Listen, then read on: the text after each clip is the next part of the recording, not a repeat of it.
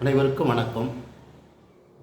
நான் சொல்லப்போகும் செய்தி உலக மக்களுக்கும், குறிப்பாக நம்முடைய தமிழினத்திற்கும் ஒரு அன்பான நற்செய்தியை நான் சொல்ல விளைகிறேன். இன்று பலருக்கு குழந்தை பாக்கியம் கிட்டுவது பெரும் பாடாக உள்ளது. குழந்தை பேற்றுக்காக பல மருத்துவமனைகளை நாடியும், பல மருத்துவ சிகிச்சை முறைகளை நாடியும் காசை கொட்டி, பணத்தை கொட்டி செலவழித்து குழந்தை வரம் இல்லாமல் எத்தனையோ தாய்மார்கள் தவிக்கின்றீர்கள். இந்த குழந்தை பேரின்மைக்கு நமது இந்த காலத்தில், இந்த நவீன காலத்தில் என்ன காரணம்? ஏன் குழந்தையின்மைக்காக இவ்வளவு படாத பாடு நாம் பட வேண்டியுள்ளது? ஒவ்வொரு மருத்துவமனையாக ஏறி இறங்க வேண்டியுள்ளது. டெஸ்ட் பேபி என்று சொல்லுகின்ற நவீன கருத்தடை சாதனங்கள் வந்தும் கூட, எத்தகையோ விஞ்ஞான முறைகள் வந்தும் கூட அந்த குழந்தை பேறு எளிதாக கிடைக்கின்றதா என்றால் அவ்வளவு எளிதாக கிடைப்பது இல்லை. இதற்கு காரணம் என்ன? தமிழ் மக்களாகிய நாம் பண்டைய நம்முடைய பாரம்பரிய உணவு முறைகளை மறந்துவிட்டு செயற்கை உணவு முறைகளை, கலப்பட உணவு முறைகளை உட்கொண்டு நாம் உடலை கெடுத்து கொண்டது தான் காரணம். நான் இந்த வீடியோ மூலம், இந்த காணொளி மூலம் ஒவ்வொரு பெண்ணை பெற்ற தாய்மாருக்கு நான் அன்போடு சொல்கிறேன், கையெடுத்து கும்பிட்டு சொல்கிறேன். நான் சொல்கிறத நல்லா கேட்டுக்குங்க. உங்கள் குழந்தை 1 வயது பெண் குழந்தையாக இருக்கலாம், 2 வயது பெண் குழந்தையாக இருக்கலாம், 10 வயது குழந்தையாக கூட இருக்கலாம், பருவம் எய்தாகாத குழந்தையாக கூட இருக்கலாம்.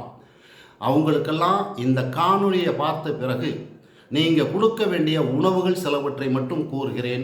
அந்த உணவுகளை தவறாமல் கொடுத்து பாருங்கள். உங்களுடைய குழந்தை எதிர்காலத்திலே மருத்துவமனைக்கு செல்லாமல், எந்த மருத்துவ சிகிச்சையும் மேற்கொள்ளாமல் இயற்கையான சுகப்பிரசவத்தை அடையும். அந்த உணவு என்ன? நாம் தவறவிட்ட உணவு தான், வேறு ஒன்றுமில்லை. நாட்டுக்கோழி. நாட்டுக்கோழி வார முறை தவறாமல் சமைத்து தர வேண்டும். நாட்டுக்கோழி முட்டை தொடர்ந்து உட்கொள்ள வேண்டும். அடுத்து உளுந்தங்கஞ்சி. அந்த காலத்தில் நம்முடைய முன்னோர்கள், பாட்டன் பாட்டி அப்பாயி எல்லாருமே உளுந்தங்கஞ்சி வாரம் ஒரு தடவை கொடுப்பாங்க. அந்த உளுந்தங்கஞ்சியை வச்சு கொடுக்கணும். கோழிக்கறி, நாட்டுக்கோழி, நாட்டுக்கோழி முட்டை, உளுந்தங்கஞ்சி, வாழைப்பூ. வாழைப்பூ சாதாரணமானதல்ல. அது கர்ப்பப்பையை சுத்தப்படுத்தக்கூடிய, கர்ப்பப்பையில் உள்ள கிருமிகளை நீக்கக்கூடிய, கர்ப்பப்பையில் உள்ள புண்களை ஆற்றக்கூடிய ஒரு மிகப்பெரிய ஆற்றல் வாய்ந்த, சக்தி வாய்ந்த உணவு. எனவே உங்கள் பெண் குழந்தைகளுக்கு நாட்டுக்கோழி, நாட்டுக்கோழி முட்டை, வாழைப்பூ, உளுந்தங்கஞ்சி, இந்த 4 பொருட்களையும் வாரம் ஒரு தடவை தவறாமல் செய்து உங்கள் பெண் குழந்தைகளை பெற்று வாருங்கள். பருவம் எய்த பிறகு மாதம் தவறாமல் அந்த மாதவிடாய் காலத்திலும் குழந்தை பேறு காலத்திலும் எளிதான வழிமுறைகளை பின்பற்றி அது குழந்தை பிரசவத்திற்கு உதவும். தயவுசெய்து பெற்றோர்களே, இனிமேலாவது இந்த நடைமுறையை பின்பற்றுங்கள். உங்களை கைதொழுது வணங்கி வேண்டுகின்றேன். இன்று அனைத்து குழந்தைகளும் மருந்து மாத்திரைக்குத்தான் பிறக்கின்றன, மருத்துவத்துக்கு தான் பிறக்கின்றன. அதற்கு ஆயுளை தீர்மானம் பண்ண முடியாது. அந்த குழந்தைக்கு யோகத்தை தீர்மானம் பண்ண முடியாது.